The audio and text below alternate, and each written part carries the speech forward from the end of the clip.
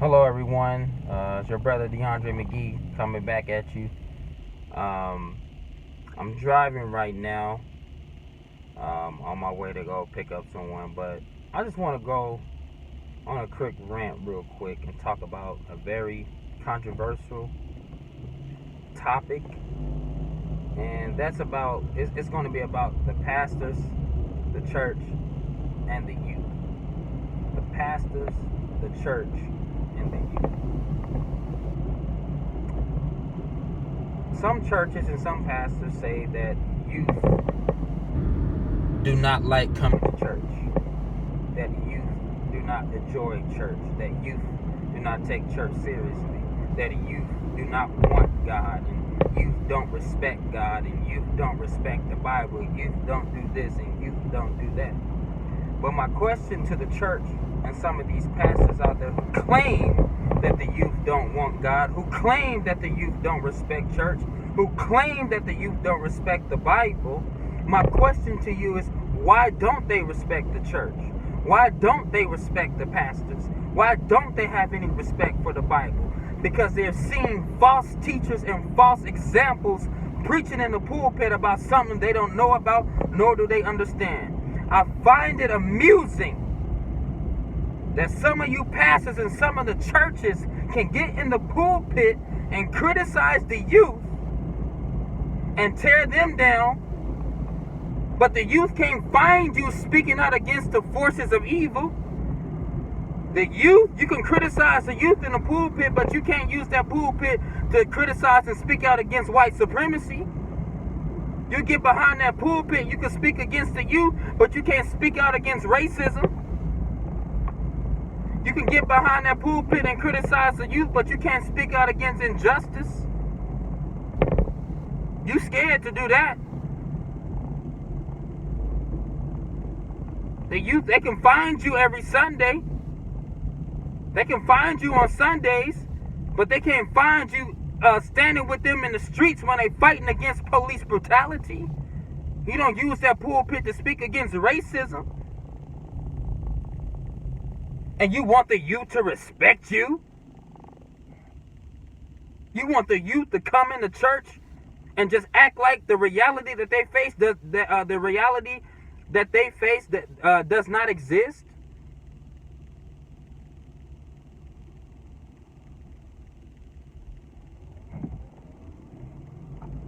Huh?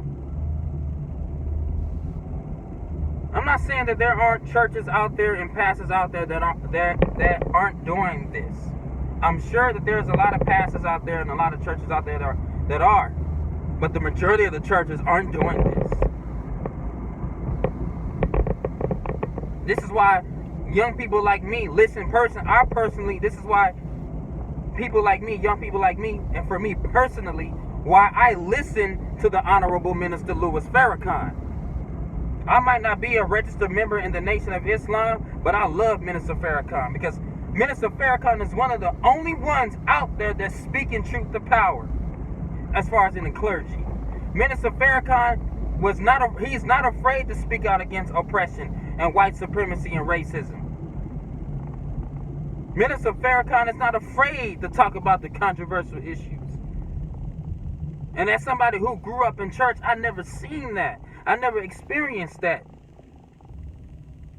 until I started listening to the Honorable Minister Louis Farrakhan. And a lot of you pastors don't even like Farrakhan. A lot of you churches won't even allow Farrakhan to come speak. The youth are waking up. The youth are waking up. Excuse my French, they tired of the bullshit. They're tired of the lies. They're tired of the deceit. They're tired of people playing games. They're tired of these weak leaders.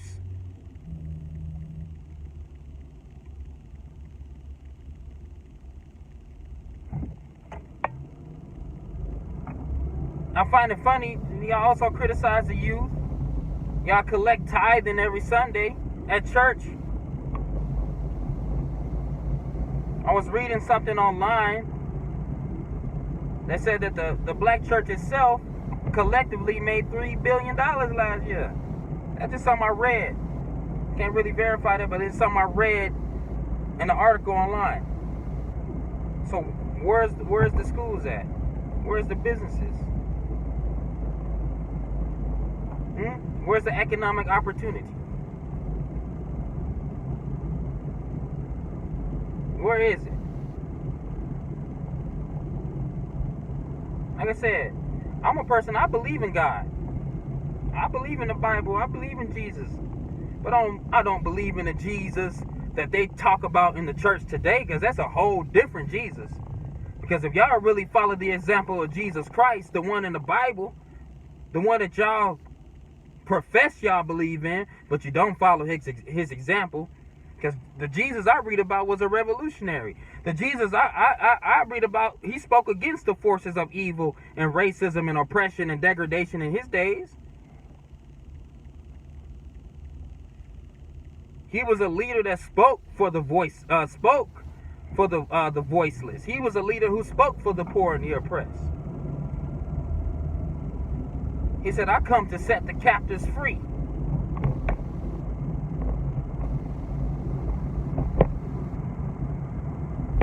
I mean, that's just the Jesus. I mean, that's what I read about him. And let's keep it real. I'm gonna keep it real, and I'm gonna say it like I'm gonna say it like I feel it. Because God has anointed me to speak truth to power. God told me not to be afraid to speak truth.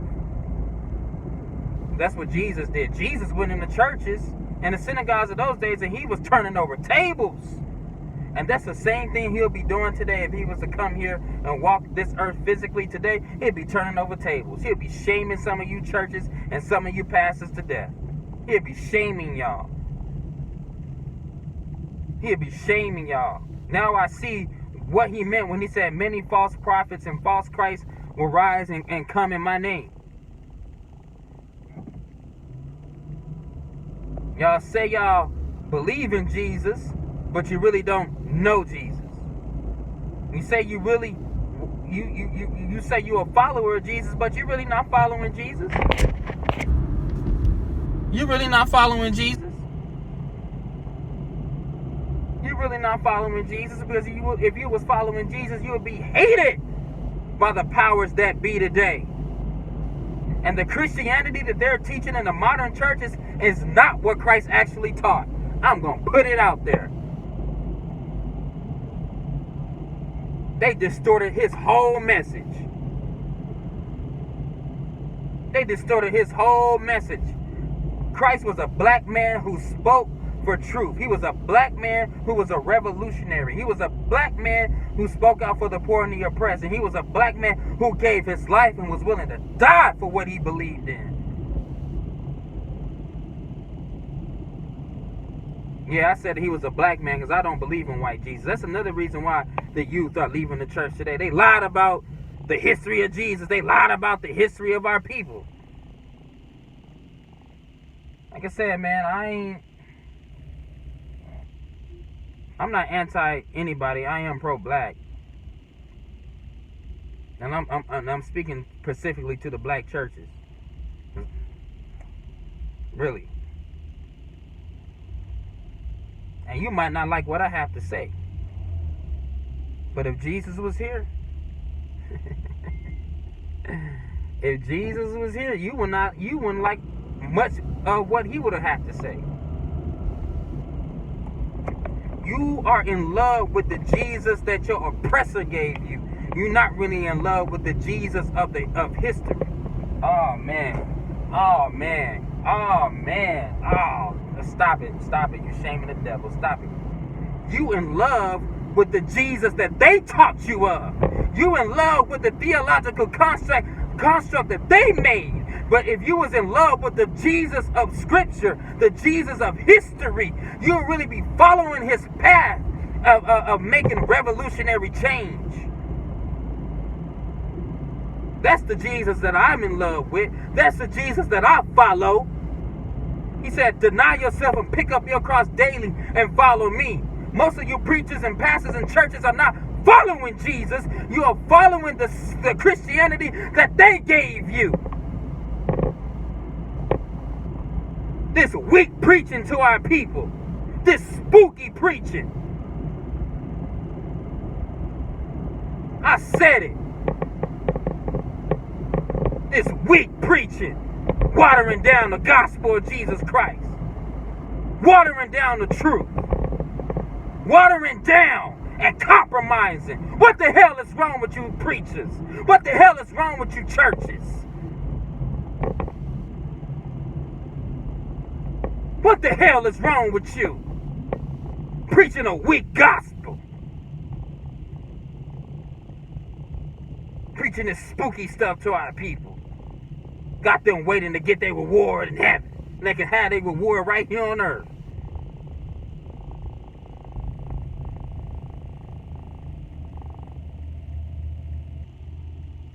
Spooky preaching.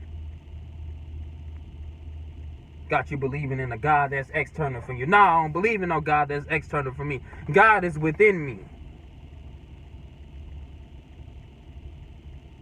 It's no longer I who live, but it's Christ who lives in me.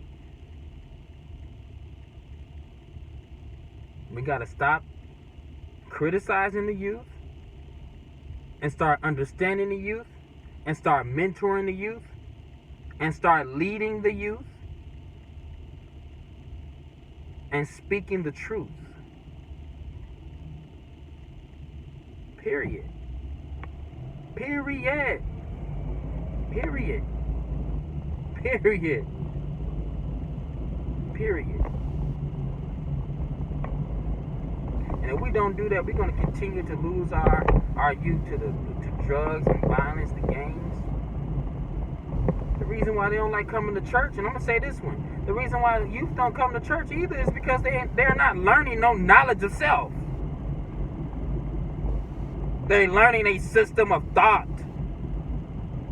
a system of religion, theological and religious constructs and ideology and beliefs. They're not learning no true knowledge of self. That's what Jesus really taught, was knowledge of self.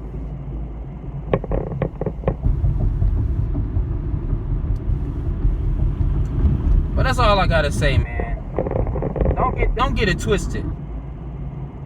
I love the preachers and the pastors, but I love you enough to tell you the truth. I love you enough to tell you the truth. You have failed the youth, and you have failed the community. And if you continue down this road that you're on right now, you're going to continue to lose significance and respect in your own community. God bless you.